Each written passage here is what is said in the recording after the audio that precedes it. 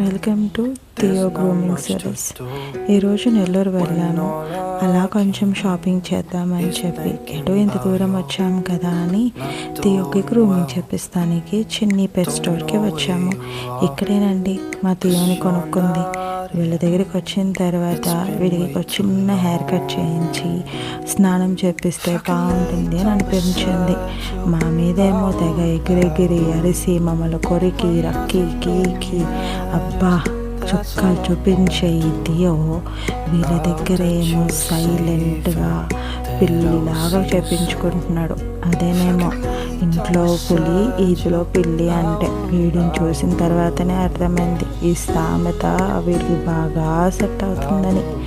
అవన్నీ పక్కన పెడితే హెయిర్ కట్ చేశాక చూడండి మా థియో ఎంత ముద్దుగా ఉన్నాడో. అంత ముద్దుగున్న థియోకి ఇంకాస్త మెరుగుదిద్దుతామని చెప్పి స్నానం చేపిస్తానికి తీసుకెళ్లారు. అసలు కథ ఇప్పుడే మొదలయ్యింది. వాడు ఆ నీళ్ళని యాసిడ్ అనుకుంటాడో మరి ఏమనుకుంటాడో తెలియదు, కానీ నీటి చుక్క పడిందంటే చాలు విశ్వరూపం బయటకు వచ్చి మనిషి ఎదురుగా ఉన్నాడా ఏముంది ఏం జరుగుతుంది అనేది పట్టించుకోడు. ఎగిరెగిరి రక్కి కొరికి అమ్మా రాగం పట్టిస్తాడమ్మా వీడు మమ్మల్ని.